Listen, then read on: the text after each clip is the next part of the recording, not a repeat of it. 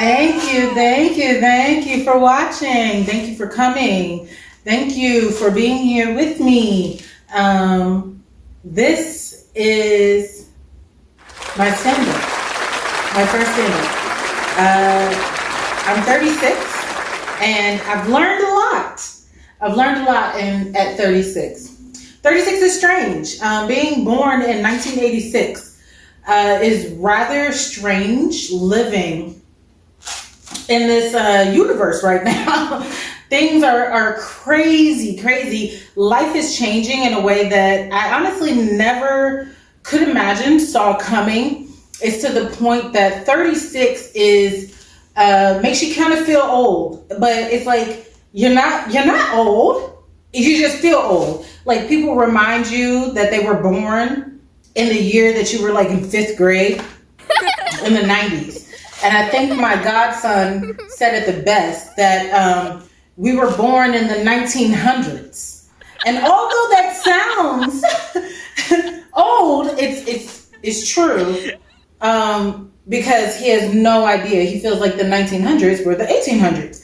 And it's totally not. But then I do kind of feel like I get the grasp of what he was thinking, because in year 2000, I was graduating, I believe, middle school, and I was going to high school, and that was the year that was like everybody was going to die. The internet had not like really popped off. Like we were still in the like introduction to the internet, computer technology, blah blah blah. To 20, 3 years ago now. We were still like introducing it to the world, but it was to the point that when the year 2000 hit, everybody was just going to be out of here. Unplug your computer, turn off your cell phones, be with your loved ones. Absolutely nothing happened. Not that I remember in 2000, but 2020 was the year that 2000 should have been. People thought 2000 was going to be like what we experienced in 2020. 2020 was crazy. 2020 was crazy. I think we're still recovering from 2020. It feels like 2020 was really 20 years ago too, because now we all accepted that we all need help.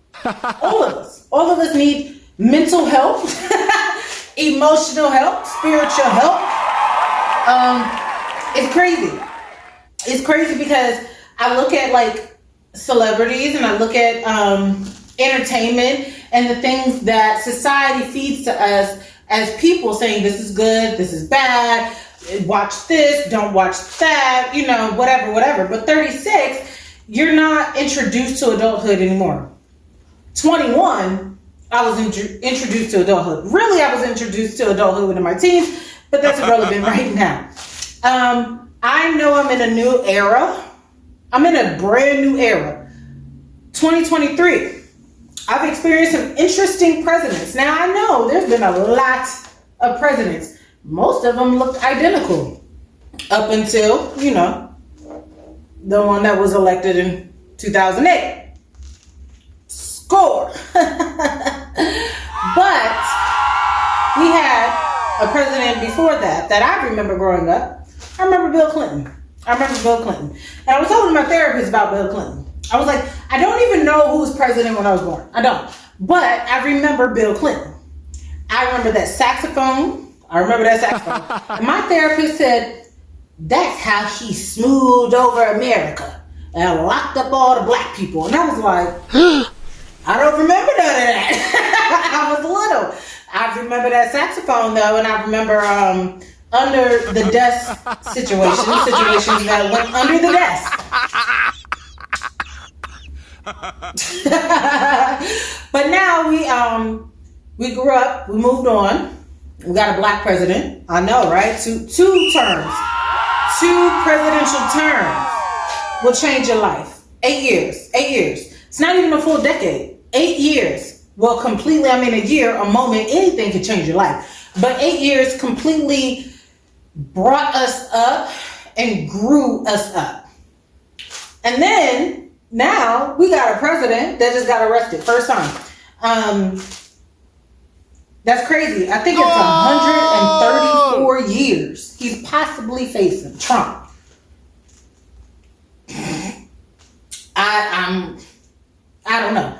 I don't know. I just know I live here in America. That's all I know. That's all I know. I don't even know how we got to this situation of the society we live in, of 2020 bringing in what it brought in. A president of the United States has just been indicted for the first time in history. History has been made. Oh, for sure. For sure. History has been made again and again. And history is always going to be made. That's the point. History is really important because history can repeat itself. But I think after 2020, nothing's been repeated yet. Like nothing. We are experiencing things that are just brand new. Like this never happened before. It is what it is. I just know I've learned a lot at age 36. I've learned to eat healthy, drink water, exercise, stack some money. Money comes and goes, but you know, more money you got, more money you can do. More money you can get. More things you can do. And smoke as much as you can. Smoke weed. I have to be specific with people because everybody don't smoke the same things. Now everybody don't smoke the same things. I don't smoke every day. If I could, I would, but I can't afford it. Can't afford it. I want to get in the position to afford smoking every day. I used to be in the position to smoke every day, but then again, I was looking at my goals. I was looking at my ideas. And they kept growing bigger and bigger and bigger and bigger. And honestly, I couldn't be high all the time. I couldn't function in certain situations. Now, certain situations, it is perfectly fine to be high or drunk. Drunk will mess me up faster than being high. It will. I can think clearer, but the high is more my brain, my process, calm, reduce anxiety, help with mental health. With me, marijuana helps with my mental health. Alcohol does not. It helps me relax and sleep. Alcohol actually doesn't do much for me anymore. I've been drinking alcohol probably longer than I've been smoking weed. And it's crazy. But alcohol has no benefits. It has like none. I think we all are in agreement that alcohol itself, no matter what alcohol, but I drink liquor. I like liquor or wine. I don't really, that's not really in between. I'm not a beer fan. I'm not a champagne fan. I'm not, let's see, I think that's it. I don't know. I like wine, red wine specifically, or liquor. That's it. Beer just makes my stomach, it doesn't really do anything. It just kind of makes my stomach hurt.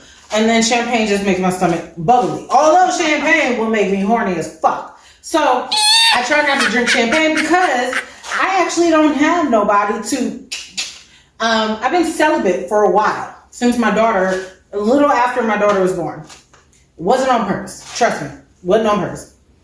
But, you know, that's how life goes. So I realized also becoming a mother, I became a role model. Now, I don't know if I was always a role model. I'm not sure. I hope nobody really looked up to me as a role model because I wasn't trying to influence nobody. I was trying to get my own shit straight. I fucked up a lot in life. A lot. I am like the role model of how to survive, what not to do. Just saying. But I learned a lot. I'm 36. I learned a lot. And I learned you can start over. You can reset yourself.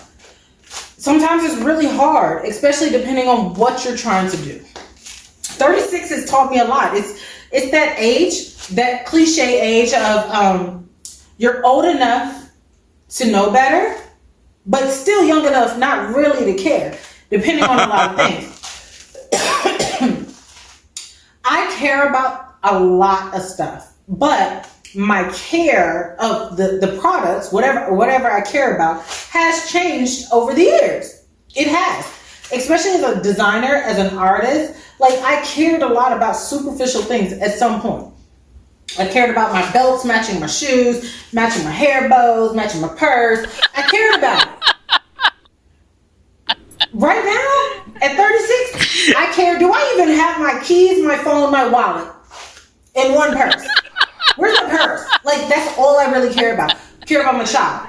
Getting her going and starting over. Because with a 2-year-old, which is brand new to me, I actually am relearning a lot of things. I kind of get to live vicariously through her. She definitely gives me a youth that I missed out on. Because I feel like as you're growing up as a child, you don't really get to know the difference because you are the child.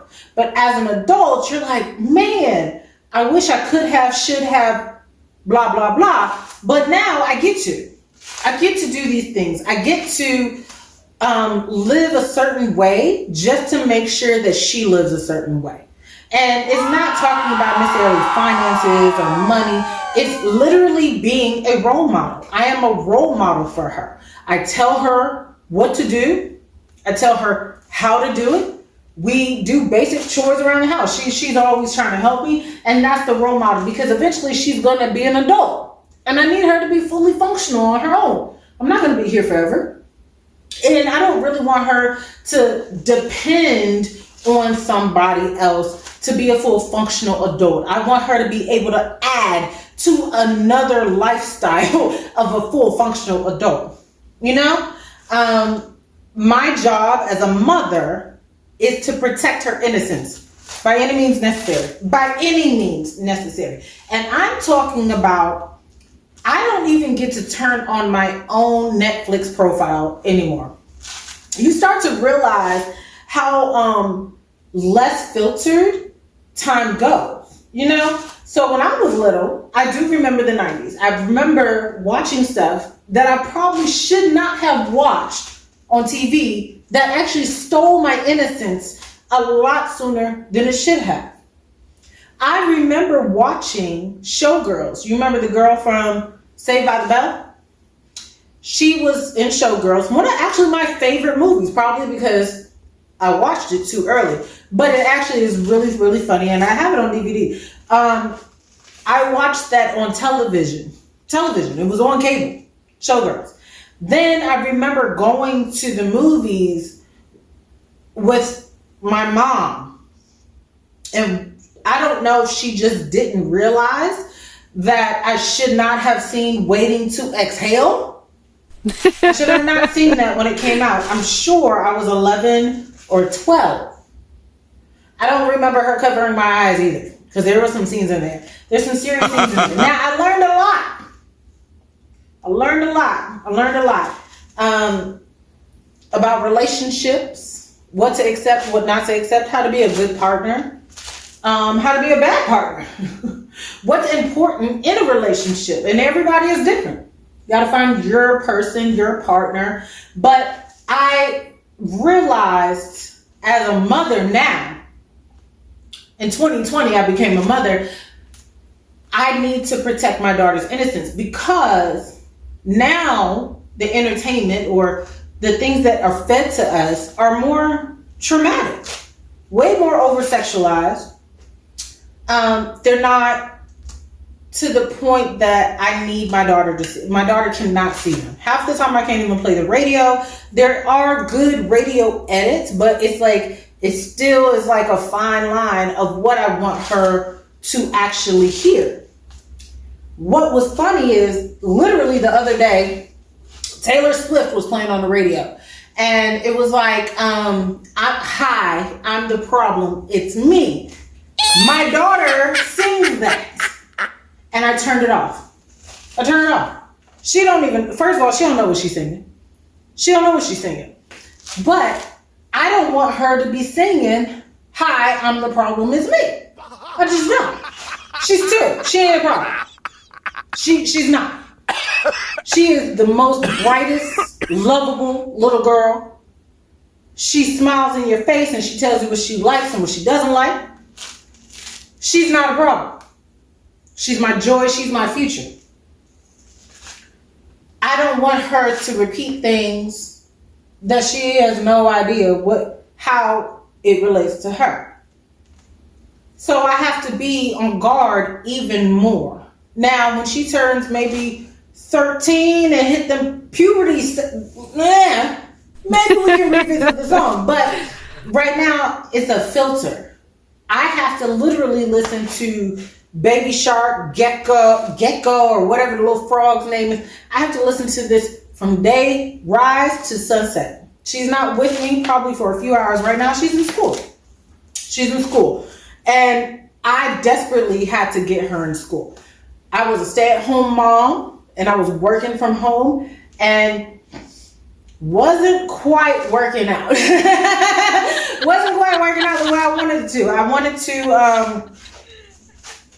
wanted to be at home with her as long as possible, but it came to a breaking point that I just couldn't. I couldn't be with her anymore. So she's in school, which is the best thing for us both. But when I get her, she's like on me, sitting on me. She grabs my arm. She's like, "This is mine." My arm. She grabs my arm and says, "This is mine." But you know what? She's my daughter and it is hers. My boobs aren't hers anymore. My arm is hers. My leg is hers. My back is hers. Everything else is hers. My house is hers. My house is hers. She takes over the house. I thought I was a very needy person with space. I'm the only child. And I grew up in my own room. I had a bunk bed I still don't know why. Because I really didn't like people over in my space. It was for my teddy bears.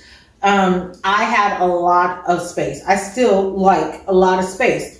In my old house, I had 3 bedrooms. I lived by myself. Everybody's like, "Why do you need 3 bedrooms?" Because I need my space. I need to wake up. What if I don't feel like sleeping in my bed? And I just need somewhere else to sleep. Maybe I want to look at a different view, whatever. I needed my space. And also I'm a designer, I'm an artist. And it comes with a lot of stuff. I have industrial machines. When you start talking about you got a business in your house, which a lot of people do. A lot of people have businesses in their houses.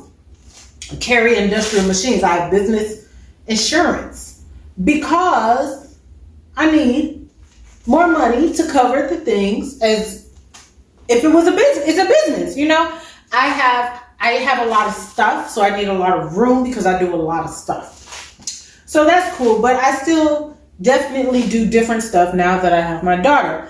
And I also don't do a lot of stuff now that I have my daughter. As I mentioned, I've been celibate for a long time, and I've never imagined that I would be this celibate this long. So I remember before I turned 30, I practiced celibacy. I did. For 1 full year, I went to church for the first time on my own. It wasn't influenced by anybody. It was a non-denominational church. I'm still friends with a lot of people that go to the church. I still love that church. Still love the people. It just wasn't necessarily for me, but I learned in a spiritual way because I knew I was missing that at that time. So when I was going, I actually went to Bible study and I learned stories about the Bible because I didn't know. I also stopped drinking at that time. I stopped smoking at that time. And I stopped having sex. Now, when you enjoy sex, it's really weird not to have it. I enjoy sex a lot, if I can get it. Now that I became a mother and I actually got my body done, it's a different feel. I feel different in my body, and I actually have not given that away because now I get to create my own innocence. I get to start all over and say, hey, I'm not a virgin, But I'm also not looking for a virgin either. I don't want a virgin. So next time I get some, I feel sorry for it. I really do. I feel sorry for that man when I get some. But that's here nor there because I haven't met that person. And I'm not stressing about it because it's to the point that I've realized there's more to life that I can do than have sex. And it's not that I don't want to have sex. It's just, there's just more to life. And when I get to that part of my life, I get to start over with whoever I'm with. I get to explain to them, or they might know. They might be watching this and they'll be like, hey. But you can't just think that we're going to just have sex either. Like, it doesn't work like that, especially with a person that's been celibate. Like, there's filters and blocks and doors and keys and all types of levels that you actually have to get through to get to somebody's body that knows how to cherish their body. I'm not giving my body away. I'm not giving it away. I don't need to. I don't want to. I know how special I am now. I know the work that I put in myself. In the last few years, I know the influence that I need to give to my daughter. And it ain't going to be just loosey-goosey no more. Now, I've had also a lot of sex in my life. I have. And a lot of it was definitely right after college. So between probably 2010 to 2015, if I had to guess, I really don't even remember that far back anymore. I don't remember half the people I probably had sex with. I don't. I remember there was this guy in my inbox and on Instagram, and he contacted me. He hit me up over some picture, over some story I posted, and he was like, "Oh my God, you look so good. I miss you, and I miss the sex we used to have." And I read it, and I was like, who is this person? So I told my friend, and she was like, the sex was bad. You said the sex was bad. And I was like, oh, that's probably why I forgot about him. I had no problem with telling a man to get up. No problem. If the sex was bad, I'm not finna torture myself over no bad dick. Why? Why I gotta lay there for another man's pleasure and you can't stroke her? I've had some horrible situations. Bad dick experience. And the thing is, I know I've had some really good ones. I've had some dick that I'm like, damn, where did that nigga go? A bitch locked him down because they knew too. It's hard to find good dick. It is. And I'm not just talking about a good man. It's hard. It's even harder to find a good man because there's a lot of good people. Men, women, there's a lot. You got to find your person. You can't just say, I want a good man, because he could be a good man and you a fucked up woman. And you fucked up the man. And now he's like, I'm going to be just as fucked up as you. Now he ain't a good man no more. It could go that way. Me personally, I've been with a lot of fucked up people. Good Lord. But I was also fucked up. I was growing up. I'm 36. And I'm still learning. I'm still processing emotions, feelings. Feelings are real, but when you don't have none, when you raised by Marines, I've only met, I think, 2 people in my life that both of their parents were Marines. I've met quite a few people that one parent was a Marine, and a lot more that their parents were in the service. Now, the service is different. I mean, there's Air Force, there's Coast Guard, there's the Army, there's the service, and then there's the Marines. Woo! I knew at a young age, I was like, wearing green, a uniform, something ain't right with that. Because I remember watching my parents wear this. And my dad, he was still in the service until I was about 6 years old. But I actually remember him being in his uniform. I don't remember my mom much, but I remember she still dressed very sophisticated because she worked at the Pentagon. So they still were fresh. They were fresh out the Marines. They were fresh. My mom, I think she got out the Marines maybe a couple years, maybe 2 years before I was even conceived. I think she was married because she was married. They were married in the Marines in the service. I was born 4 years after they got married. I don't really know much between the 4 years except they became civilians and they didn't go well. And even worse, when you're two Marines trying to raise a civilian girl, I was wild. I was crazy. And that's what the Marines do. The service does. They make you keep secrets, hush hush, and it ain't like hush hush money. It's like the real 90s. We don't talk about what goes on in this house. But I don't know what went on in the house because they didn't talk to each other too. Like when they would get mad at each other, they would literally just not talk to each other. That was like their thing. And they were so good at it because as a Marine or in a service, you can't flinch. You can't show emotion.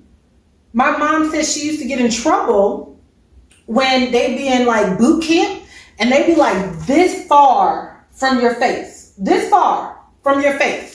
And they be yelling. And she's like, you can't even raise an eyebrow.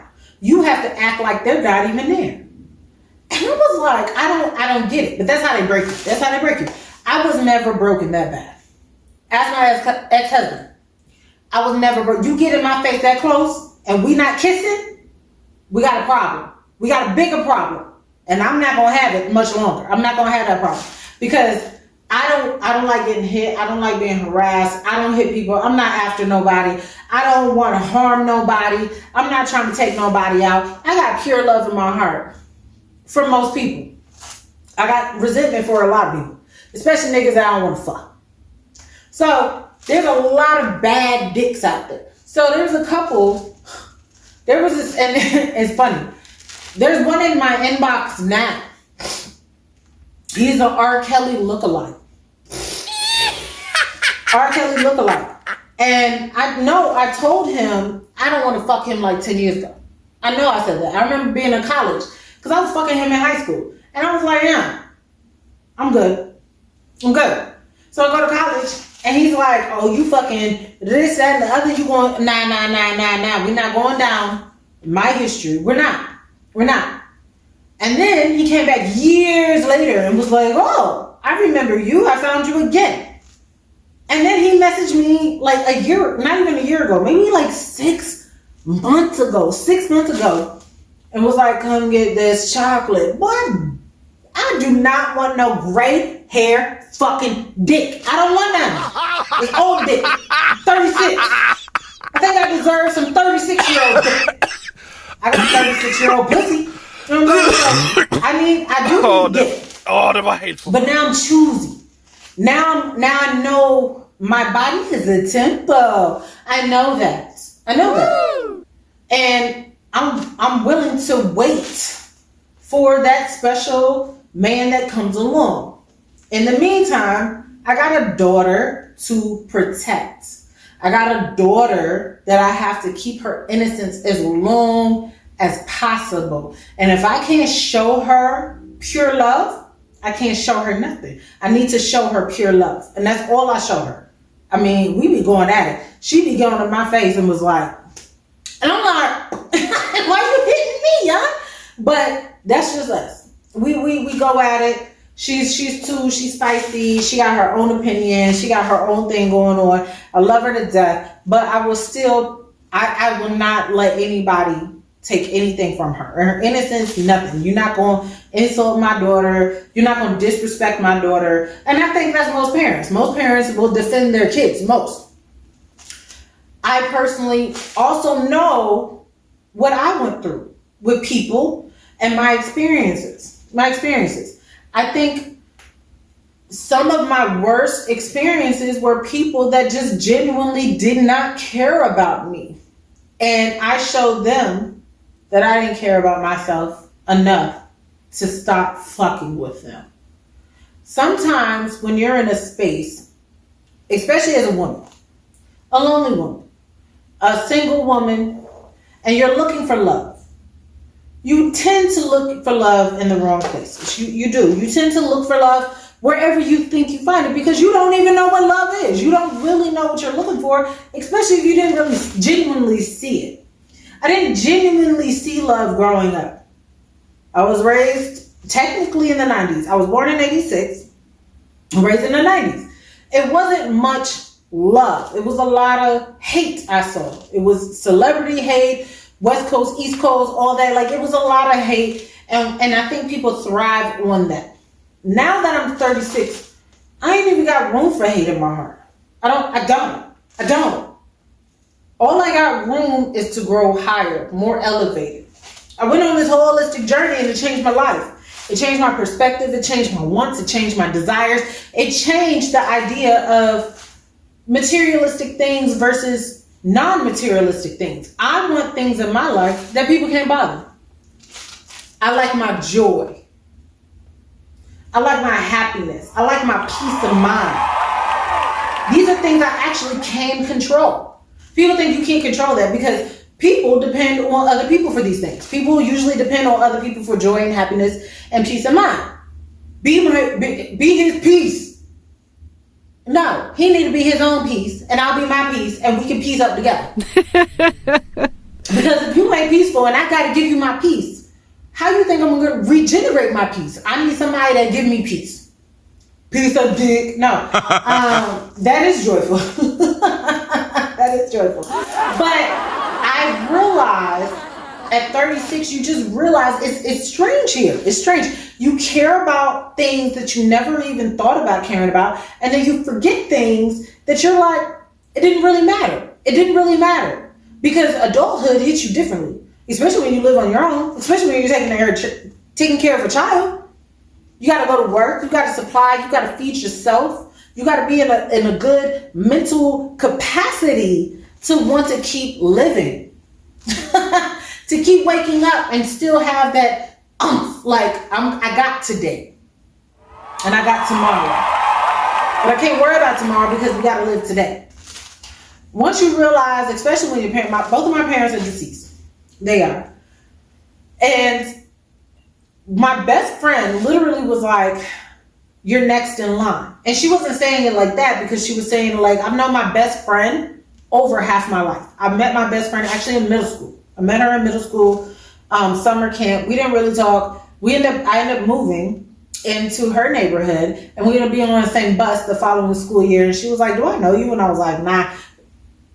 I didn't, but we went to the same summer camp, and then we became friends. Now we both got kids, and I ask her all the time about her kids. And I'm like, hey, do you expect this or do this or blah, blah, blah? Because I'm a new mother, and I don't have my mother to ask me things about certain things. And everybody has a different experience. So it's like you have to just take people's like advice and then kind of digest it and see how it applies to you. But my best friend is on a whole nother level. She knows me better than I know myself. And I personally take her advice to heart. I will call her and ask her anything, and she will give me the most honest, blunt answer because she knows I need it. So I became a mother and then lost a mother. A lot of my advice or questions went to people that I was like, all right, I like you as a mom. That's really where it went. And I love her as a mom. I love my best friend. I love her as a mom. I will ask her mom questions. If I don't like you as a mom, if I don't really care for your kids, I'm not asking you shit. I don't want your influence on my kid. For what? Everybody ain't raised the same. And that's fine. I'm not saying they're bad. I'm just saying I don't like it. And you got the right to not like something. You got the right to not like something. You got the right to like something. And you ain't gonna like everybody. And everybody ain't gonna like you. And that's just fine. That's just fine. I'm fine with that. I'm fine with not everybody liking me. Because that means there's less people in my life that I have to worry about taking my shit. Because I was listening to the radio this morning. I listened to the radio a lot. I used to, and that's another thing. 36 will make you realize you don't give a fuck about a playlist no more. I used to burn DVD or CDs with a crazy playlist, and people used to steal that shit all the time because they'd be like, yo, this is on the radio. And I was like, all right, but damn, did you have to, I could just burn you a copy, goddamn. So now when I'm just happy that we in the car on time. That's all I care about. I don't give a shit what's on the fucking radio no more. Except if it's good. If it's bad, I'm gonna turn this shit off, go to a different station, we might go to jazz. I don't know. But this morning, I was actually listening to the radio and they were talking about God. And they were just like, God will guide you where you need to go. He will. You have to listen. You have to pay attention. You have to give honor. You have to trust yourself, though. You have to trust your instincts, trust your surroundings, and know that you have dreams and goals, and don't forget them. Because 36 will make you forget your 5-year-old dreams. I don't know if people get asked, what do you want to be when you grow up anymore? But I want to be a teacher. I did. I truly did. My teachers inspired me to be a better person, but I learned different. I did. I was, now that I look back, I was definitely ADD, but ADD wasn't a thing in the 90s. You were just bad. You talk too much. I did. And I'm okay with that because I needed to talk because my parents did. Now I don't probably talk enough. That's why I have a therapist. Talk to her. But I realized I also put a lot of my thoughts, a lot of my dreams, a lot of my goals down on paper. I'm a documented girl. I document everything. But it's like, I document myself. I don't document other stuff. Because I remember I got this weird question. And it asked me if I was a journalist. And I really was like, far from being a journalist. I'm not a journalist. But I guess at the time, it looked like I was journaling like other people. And I was. But it was really my mind waking up to the influence around me. It was my mind acknowledging this shit is fucked up. I was watching a few years ago. Even Bill Cosby got arrested. R. Kelly got arrested. I grew up with these people. These people were my influences. And they now not influencing nobody. They not. They definitely not influencing my daughter. But that was my influence. So now they're gone. In a sense. They're here, but their reputation is done. I hate to say it like that. But there's a certain level of destruction you can do to a person. Certain level. Once you get to a certain status, people pull your energy. And then people take advantage of the energy that they know people are pulling from. Oh, I can make you a star. And some people actually want to be a star. So they'll do anything for that stardom. Me personally, I don't think I ever cared. I just did what I wanted to do as an artist and did it for me. I didn't do it to get famous. I actually don't want to be famous. I don't. It's weird. And now people are just like, nobody wants fame. I'm sure some people do. A lot of people want that image of I am me, look at me, I am here, and the world knows who I am. Me personally, I'm good. If I can live happy, well off, well-rounded, healthy, pretty wealthy, influence my child, make sure she's good, I could be a total stranger to you in the street and not care. Not care. I'm not going to put no mask on. I'm not going to disguise myself. But I don't want to be bombarded by paparazzi. I don't want cameras all in my face. I just want to make my art. I want to be low key. And that's it. But, I don't think that's going to work out the way it's going to work out. However life works out, that's how life works out, right? But I believe in God on a different level now. I think I've always believed in God, but you don't really understand what God is until you get to a certain point. So now that I'm 36, I understand God is a term for something just bigger than me. That's it. It's something out of my control, something that is almost like a bird's eye view of my life. It's a concept that's so grand that I can't even explain it properly because it's God. God, people praise gods. There's all different types of gods. It's not to everybody.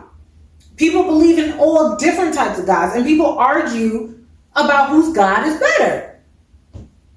Me personally, I ain't never met none of these. Now, when I was sick, I do feel like I was talking to somebody that wasn't here. I was definitely talking to some spirits, and I just call it the Grim Reaper at this point because I was that close to death. Now, I did hear some stuff, and I've always been a seer and a hearer. I always hear stuff that people don't hear. I always see stuff that people don't see. And then when it happens, they're like, you said that. I did. I don't know how. I don't know. But that's God. That's all I can say is God. God. Because I'm like, where else would it come from? I don't know. But that's being 36. 36 is strange. 36 has brought me to a level of understanding life is very precious. Life is such a beautiful gift that I think I even saw the oldest person was now officially like 128, I think.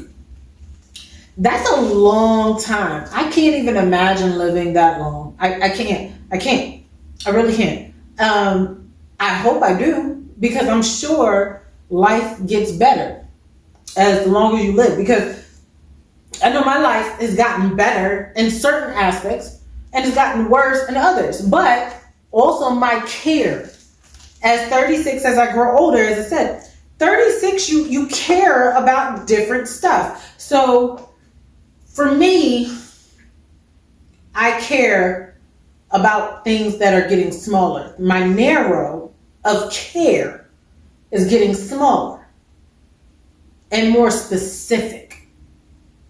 And I can't tell you everything I care about. I care about a lot, but I care about a lot less than a lot of what I used to, right? So I realized this is one thing I just don't care about. I graduated high school in 2004. It is 2023. 2023. My 20-year high school reunion will be next year. Next year. I don't care. Don't send me no invitation. Don't ask me to come. I don't remember half of them people. And the people that I do remember, I talked to already. We already had a reunion. My best friend is probably the only person that I can remember. There's a few other people. I actually talked to my homeboy. Talked to my homeboy the other day. Video chatted him. He ain't seen me in so long. He got like 3 kids now. He married. He went to high school with me. That was our reunion. I don't need to go to school, and trust me, he ain't going either. He gonna be like, damn, it's been 20 years. That's probably gonna be his reaction. It was 20 years ago. 20 years ago. High school. Things, so much has changed in 20 years. So much that I'm just like, you know what?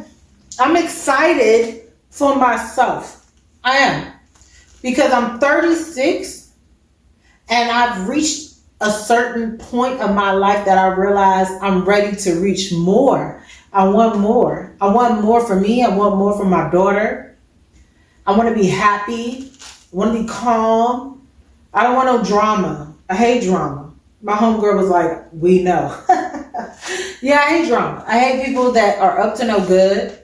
And I think it's because we all went through that phase. Like, I went through a phase that I was just like secret, up to no good. But I was also raised like that. I was also raised to keep secrets. I've kept a lot of secrets. Now, if it gets to the point that I'm like, hey, I can't keep this secret. Don't tell me no secret. Don't tell me nothing that you that's illegal. Don't tell me no shit like that. Don't tell me that you didn't kill somebody. I don't even want to know. Don't tell me, because not that I can't keep the secret. I don't want the secret. I don't even want you to trust me with that secret. Don't trust me. Don't trust me, because I might wake up one day and be like, this is eating my conscience. What am I supposed to do with that shit? I'm not going to let nothing eat my conscience. I'm not going to let nothing. I don't want nothing to eat at my conscience. Nothing. I don't care what it is. Because I don't want to live life like that. Why do I need to live life in an unpeaceful mental state for somebody else's safety? I don't protect villains. I don't like them. I don't want them. And I will call you out if you a villain. I will call you out if you doing wrong, especially to me or my child. Now, if I don't know, then I can't really call you out, now can I? But I don't protect bullies. I don't like bullies. I don't like people that make you feel smaller. I don't like people that make you think that you're not worthy. Because we're all worthy. We're all worthy. Now you have a conscience, and I think at 36, that's when 2020 was when my conscience kicked in. I was like, this ain't right, that ain't right. Let's flip this until it's right. And now everything in my life is not perfect, but I'm the happiest that I've ever been. I look the best that I've ever been. I feel the best that I've ever been. And I'm okay with that. And people can't take that away from me, because I worked really, really hard to feel comfortable in my own head, in my own body. I feel comfortable. Now we're working on different levels. We're working on different levels of happiness. 36, sometimes I don't even feel like an adult. I'm a full grown adult. But I know there's so much more to grow on, so much more to learn, so much more to have, so much more to do. Life is changing and evolving constantly in front of our face. In front of our face, it's changing. The most constant thing in life is change. Inevitably, something is going to change, and you have to just adapt.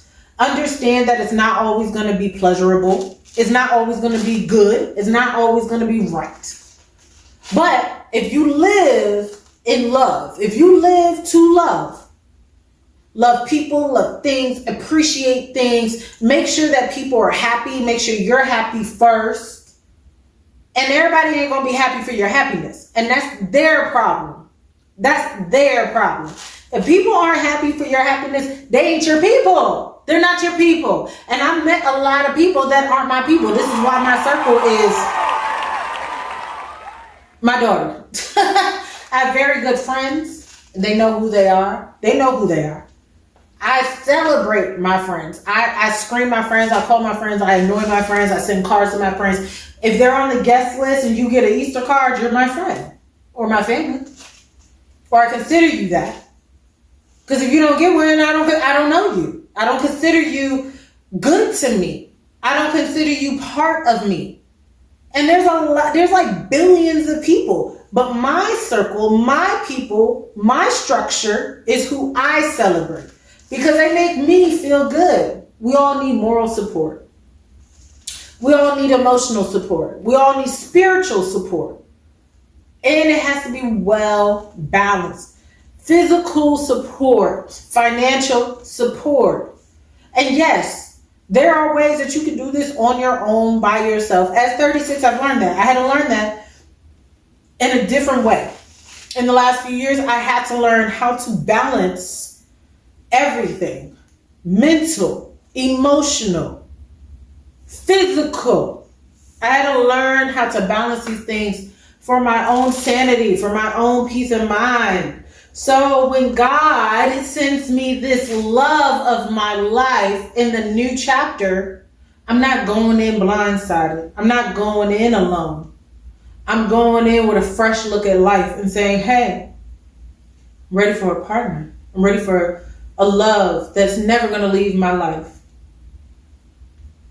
In the sense of even if they die, they won't leave my life. That's serious. That's some serious love. When you love your partner and they die, and it happens, everybody's gonna die. But you love your partner so much that love won't die. Eventually you might move on. Eventually you might find another partner. Because nobody really wants to be alone. I don't want to be alone. I can be alone. I enjoy being alone. But I do really want a partner that's going to be beside me no matter what. Because life gets rough. Life is tough, hard, and sucks sometimes. And people get stuck in their emotions, and people get stuck in their ways, and people don't like to change. And I get it. I don't like to change either. But what I've learned is I have to change. I had to change. And now with my daughter, I'm forever changing. I'm forever changing. Because I have to make sure that I'm the role model that I want her to be. I want her to be the best she can be. So I have to be the best I can be. And I have to give her options and opportunities and open mind and ideas. Hey, you have your own brain, girl. And I think as influenced as I was to try to be the right thing, everybody's right is not everybody's right. Your right is not my right. Depending on what it is, there is a basic moral compass. There's the 10 Commandments. There's the 7 deadly sins. There's the red road. There's the chakras. There's all types of stuff to follow. Morally, emotionally, spiritually, to keep yourself aligned. And I think that's good for all of us to at least know what they are and try to use them to our advantage to be the best spirit and soul that we can be. But sometimes it takes life to learn these things. It takes challenges. And 36 is not old. I know people older than me. I know people that have lived multiple presidential terms more than me and still don't have these things in their life. They still sin. We all sin. We're all human. We all have a vice, but purposely hurt people. I know people like that. They're older than me. They're not wise. I don't want them to influence me because you know what? I don't want bad morals. I don't wish bad on nobody, but I don't want influenced by bad people. And I've learned at 36, I can clearly smell good and bad. I can smell it. I don't like smelling it. I don't like smelling stench. I don't like smelling people that aren't good. I don't want to do that. So 36 has been interesting. It's interesting. I'm excited to be 40 because that's a milestone, 40. And I think when people turn 40, it's like the midlife crisis. Like people either really, really celebrate big and acknowledge like, yeah, I'm 40. Or people really go through a midlife crisis and be like, I haven't accomplished shit. I think I did that when I was 30. And that was my celebration. My first fashion show, the Elevated collection, was when I turned 30. It was on purpose. It was my 30th. I was turning 30 and my celebration was a fashion show. I think my birthday wasn't the same day, or it could have been on the same day. I'm not really sure, but it was right around the corner. And that was my accomplishment. That was my gift to myself. And I said, when I turn 30, I'm going to do this every year. I'm going to celebrate every year in my own joy, my own progress, my own show. It wasn't for nobody else. People tried to take my joy from me. Oh, they robbed my tickets. Some people, this girl done stole my outfit out of my collection. Like, people will really take what they can't have, and you have to just be prepared for it, because success brings people that want to ride on your tailcoats, want to be like you, and instead of just embracing themselves, everybody ain't the same. There's talents I don't have. I was talking to my homeboy, and he was like, and he's an illustrator. My friend, I talk about it all the time. He's an illustrator, he's a photographer. I say his illustrations should outshine his photography, but his photography actually outshines his illustrations, and he knows that. He's good at it. Good at both of them. But that talent is uncomparable. I can't compare my talent to him. He can't do what I do. I can't do what he do. And I tell him all the time, man, you influence me so good. You make me inspired. He knows that. And I talk to him all the time about it. He doesn't hate me. I don't hate him. We love each other because we influence each other. We grow together. We're not in competition.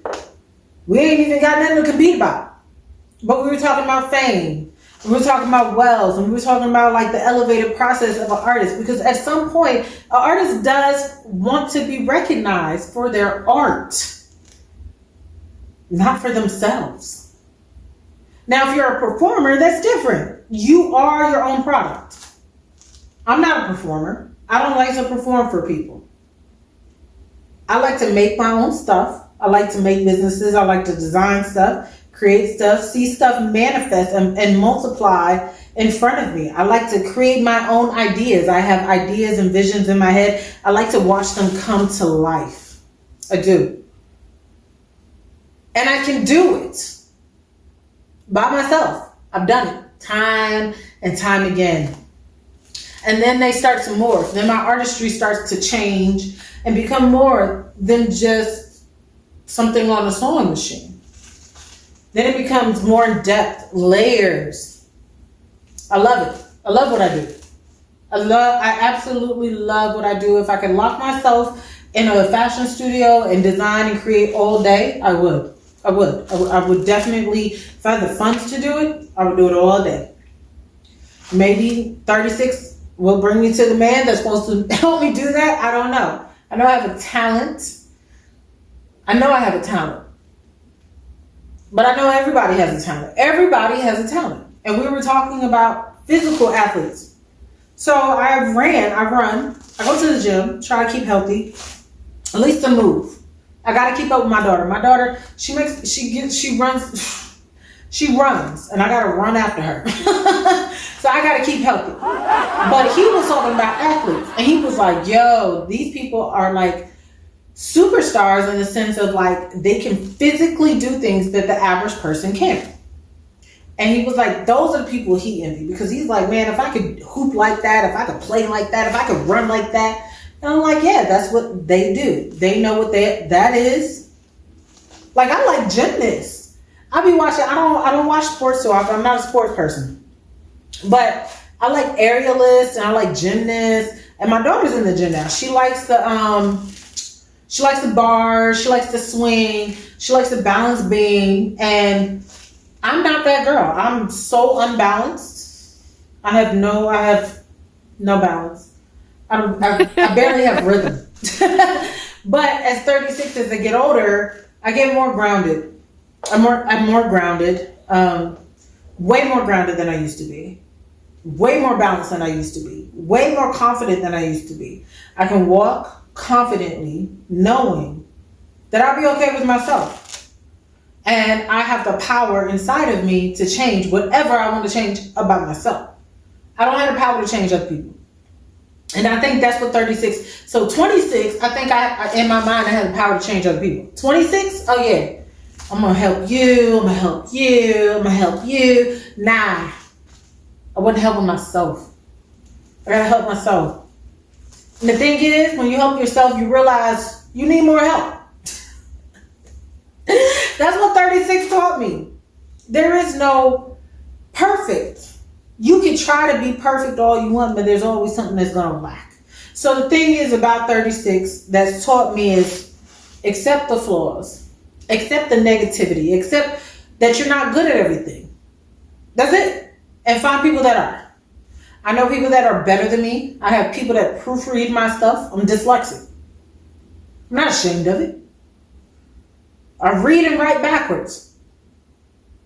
Is that really a surprise from an artist? But you know what? I was studying to be a financial advisor. I have a MBA. And somebody asked me, how did I do that, being dyslexic? Stupid people, man. You get people to help you. You get the concept, and then you pass the test. My mom, she was really good at English and grammar. She was really, really good at it. So I would write a paper and she'd be like, I can't even let you submit it like this because it was written backwards. I would type it up and she would just fix it for me. But people do that all the time. People get people to help them all the time. I would write it. I could write a book. I've written journals. The concept is it. I know what I'm trying to say. I have a point, a solid point, a view, a vision that I'm trying to execute. And it goes through filters of how to make it better to perfection, as perfect as I can get it. I miss my mom, man. I miss my dad. My dad taught me a lot. But he died when I was in college. He died when I was in college. He had a heart attack. He was very overweight. He actually just ate unhealthy. And I think that's another reason I eat very healthy. My mom was the opposite. She ate very healthy. She was on dialysis. And her renal diet, I feel like, was part of her saving her life because you are what you eat. When you eat junk food, it sits in your gut. And it doesn't go anywhere. You got to have your body moving. My dad was not that person. I saw him down cans of soda, fries, fried chicken, fried pork chops. I just saw it all. So it wasn't really a surprise like how he died. It was a surprise that he died. That was the surprise. He died. But everybody dies. Everybody has a death at some point in their life. We all die. And we have no control over what it is, except preventative matters. You can eat healthy, exercise, as long as you're mobile. You can do what you can do. Drink water. But really, it's also stress. So 36 has taught me the necessary parts of vital. You know, you go to the store and check your blood pressure and you be in the store and your arm squeeze. You don't even know what you're eating. You don't even know. You don't even know if it's good or bad. You assume that it is. But now that I'm like, I'm 36, I got to make sure my blood pressure is good. My heart rate's good. I got to make sure these things. So that I run, and that's how I check my blood pressure to my heart rate. I know that I can. 36 will teach you all types of stuff. 36, when you don't have health, you can't do nothing. But your mental is more important. And I'm glad to see society is getting mental health. Therapy is now a big thing, and people are talking about it way more than they used to. They're just like, oh, I need therapy. Yeah. You also got to quit stressing. Quit stressing. Everything's an emergency. Society made everything an emergency. That's what 36 told me. Everything is an emergency. It's not. You do what you can do, how you can do it. Now, if you can do a whole lot in one day and save time later, that's perfect. Because time is valuable. How you use your time is valuable. How you use your money is even more valuable because you're investing in yourself. What are you spending your money on? What are you getting? Where are you putting your time? How are you dividing yourself up? Because we only got so many hours in a day. And if you're solo dolo like me, you don't have a team of people. And that's okay. Because a lot of people don't have a team of people. A lot of people are just doing this on their own. Guess what? I take out the trash. I've had more careers becoming a mother than I did before. Now I'm an exterminator. Now I'm a plumber. Because a 2-year-old, if you don't watch them, they'll flush the whole roll of toilet paper down the toilet. Just to let you know, it don't flush. Don't flush. I became a plumber. I do more laundry than I ever would have imagined that I do. I did laundry before, but now I do real laundry. This little girl, how she go through so much laundry, I don't know. I became so many things just because I became a mother. A single mother at that. And I love every bit of her. It's hard. It's hard to juggle that and then make sure I keep myself sane. Because I'm telling you, She can't get on this Barney kick. Barney is back on Netflix. I went through the Barney phase. I don't ever want to see Barney again. I love you, you love me, we're happy. I don't ever want to hear it again. 36, man. I'm looking forward to 2023. I'm looking forward to being 40. I don't know why. I don't know. I tell my friend that. She's like, don't age me yet. I'm 37. We're the same age. We turn the same age in the same years as she turns first. Like, she's 37 now. I'll be 37 in October. And she is the epitome of what I think is a wonderful woman, wonderful mother, wonderful wife. They travel. They have fun. And I love that for her. I don't have it. I love it for her. And I think God, the universe, or whatever you want to call it, always has a different plan. There's a different plan for everybody. Sometimes you have to learn your lessons differently. I was married, and then I was divorced. It was like, I literally felt like, I don't even know if I even got married. I know I was married legally because my name changed, right? But I'm not married anymore. So it happened so fast that it's just like, I know God has a bigger plan for me. God set up certain stepping stones for me to understand that it's okay that things did not work out. It's okay. Because you're not old. 36 is not old. Matter of fact, 36 is a new 21. I love it. I get to learn and love and be happy and be joyous. And now I get to raise a daughter purely out of love. And I'm going to show her love. And I know the person that comes in my life as a partner is going to show her love because they're going to show me love. Because I'm not going to have to tolerate anything less. I can't afford it. I can't afford anything less than love. I can't afford bad influence. I want a happy, strong family. And I am independent enough to know that I'm worth the wait. I'm worth it because I've worked on myself. I've worked on everything that I can work on. I'm still working on. I'm working on different projects all the time. I'm always doing something to better myself, to make sure that I keep busy. Keeping busy makes you stay young because it keeps your mind fresh and not worrying about, is this going to be done? Because if you do it, guess what? It'll be done. I try to balance myself, and I'm so excited to continue to live and love and light. And here's to 37.